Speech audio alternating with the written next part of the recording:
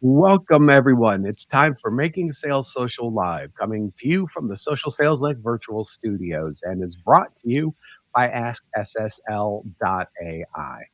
I'm Bob Woods. Brent Tillman is off today, but I am joined by Stan Robinson Jr. How you doing, Stan?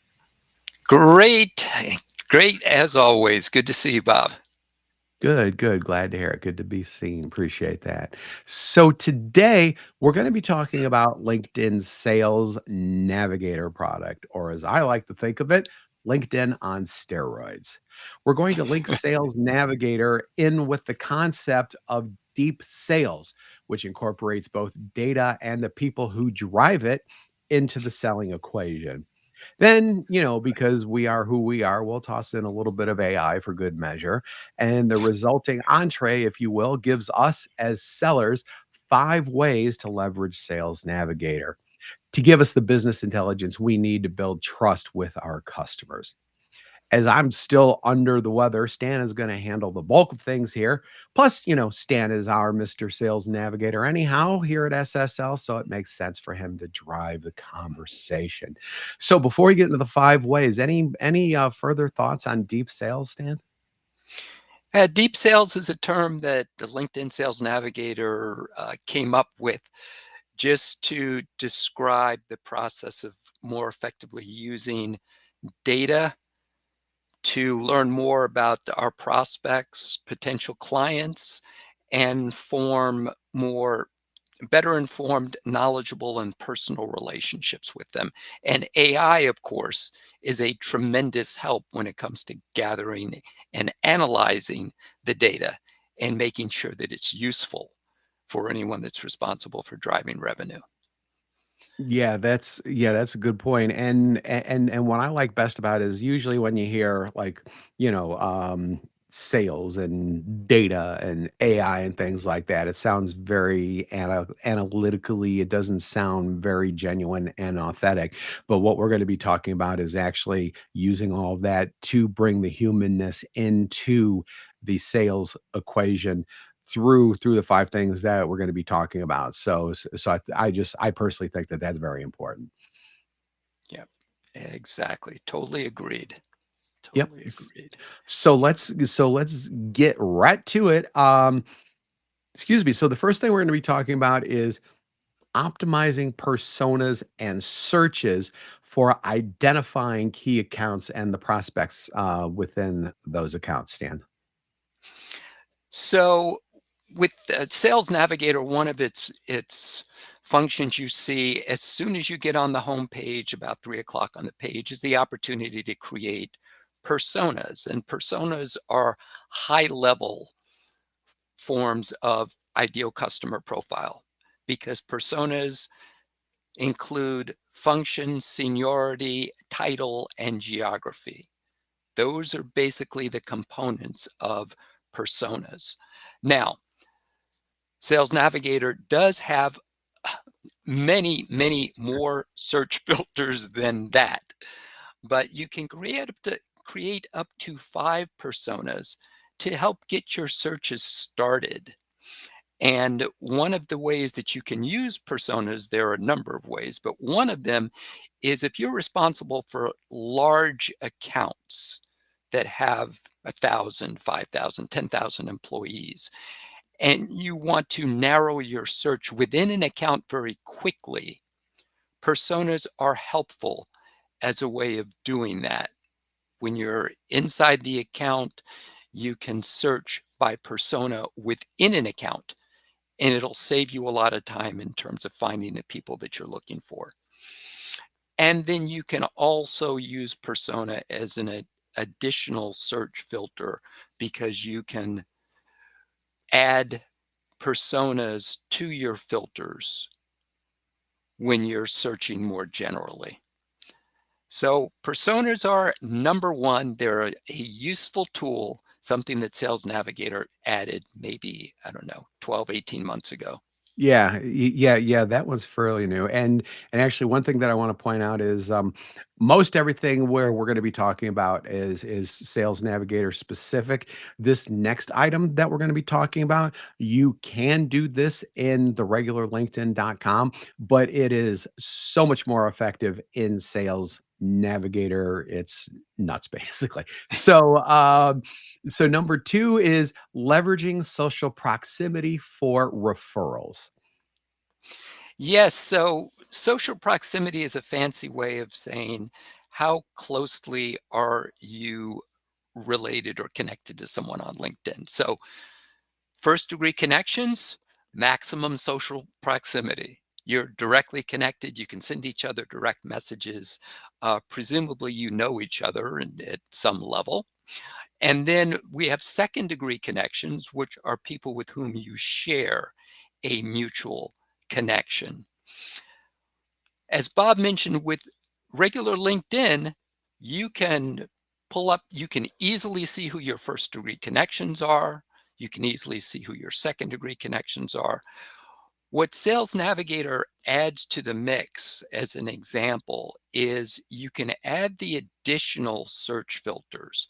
So, for example, if I wanted to know who Bob Woods knows, who's an accountant in New York City with a company with a headcount of over 5,000, I can do that in Sales Navigator. Mhm. So the biggest thing about Sales Navigator with social proximity is it allows you to throw in those additional filters so that if I'm coming to Bob, it can be and looking for him to refer people, it can be a very specific list of people because Sales Navigator can deliver those results to me. And LinkedIn, it's great if you're not paying for Sales Navigator. You can search for connections of Bob Woods, but then you're going Mhm. to do a fair amount of scrolling after that to try and figure out if they meet your ideal customer persona.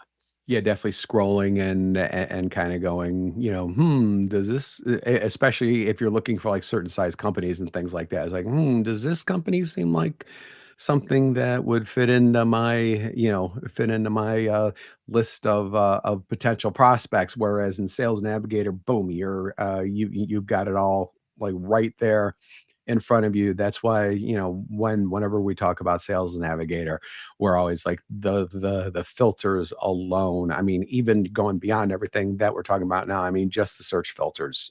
If you're really into sales and data driven sales, it's definitely the way to go for you. Yeah. Yep. Exactly. Exactly. So we're going to go to number 3 now.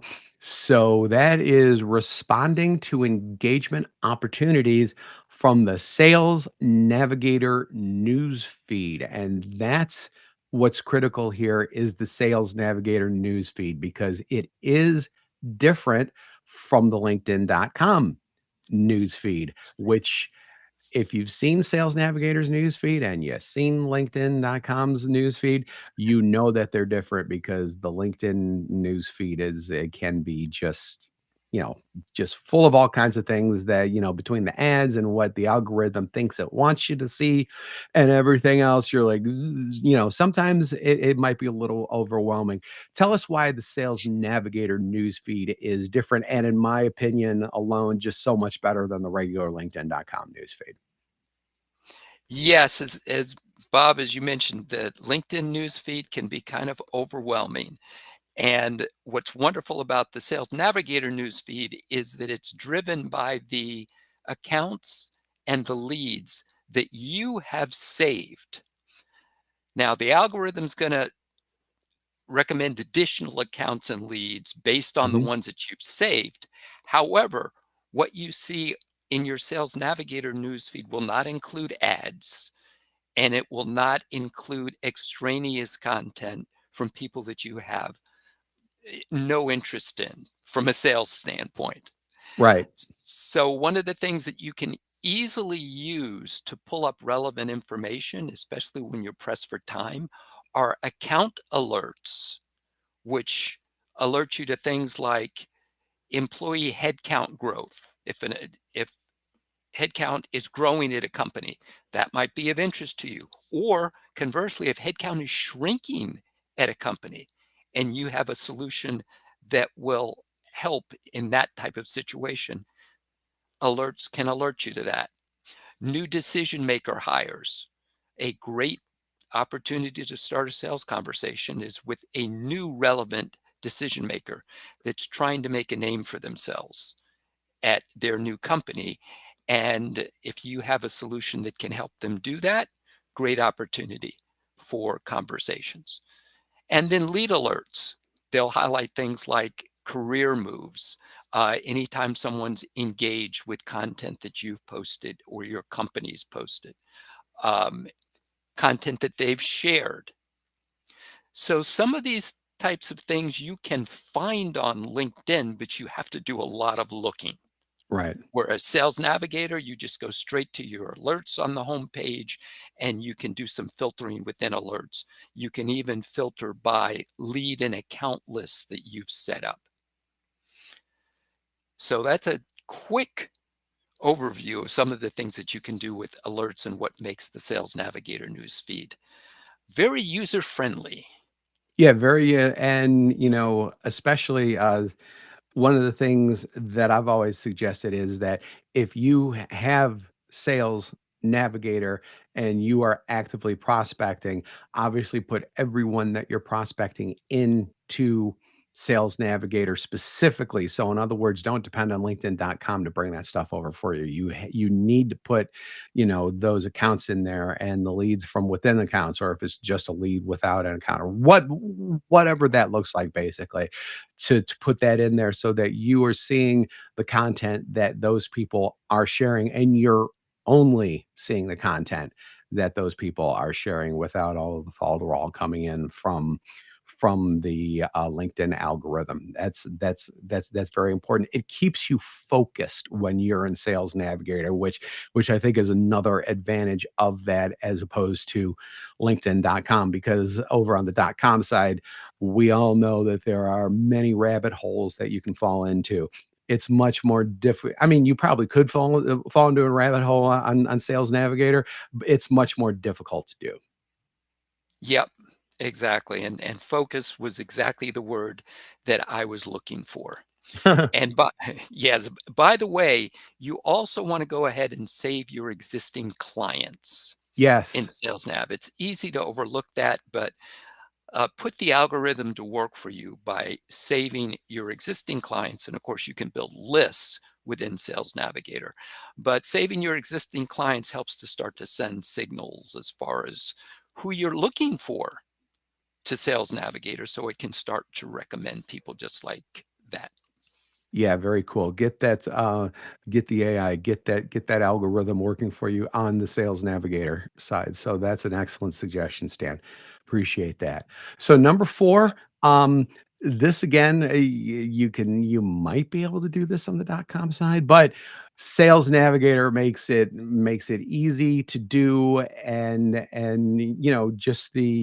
just how you do things with it is actually very easy to do, and that's buyer mapping and socially surrounding accounts. So I think before we get into the how to do that, what are buyer mapping and social surrounding, Stan?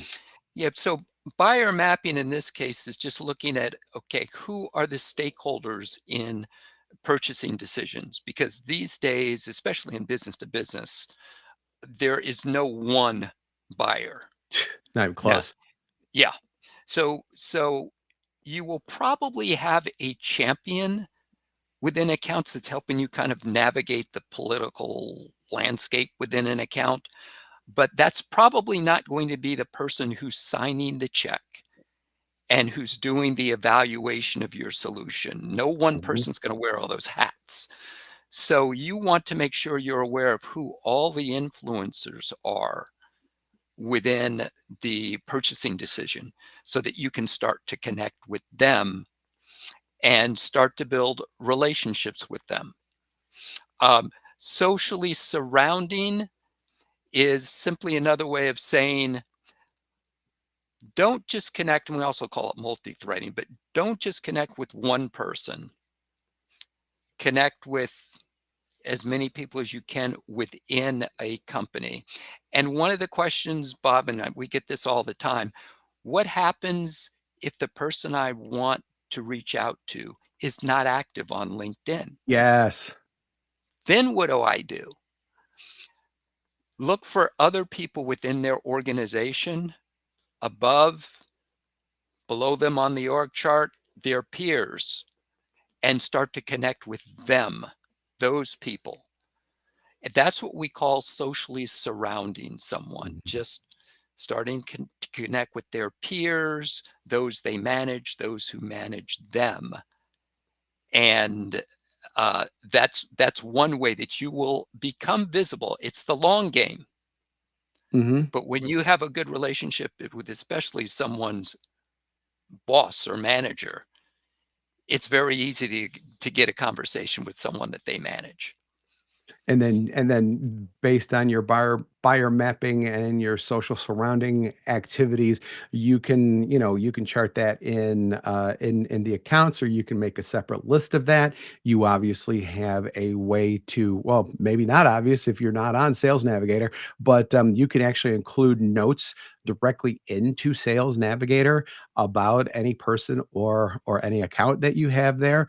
That's something else that you can't do on LinkedIn.com. And if you have the right type, if your company, and this is definitely a company thing at this point because it's really expensive, but if you have the right type of Sales Navigator account, that actually Sales Navigator actually interfaces with several CRMs. The biggest ones, obviously, being like Salesforce is the one that always comes to my mind. It does interoperate with some others as well, and if you're at a big account, if you're at a big company that has a big CRM that Sales Navigator works with, it becomes an already very powerful tool becomes that much more strong for you. Yep, exactly.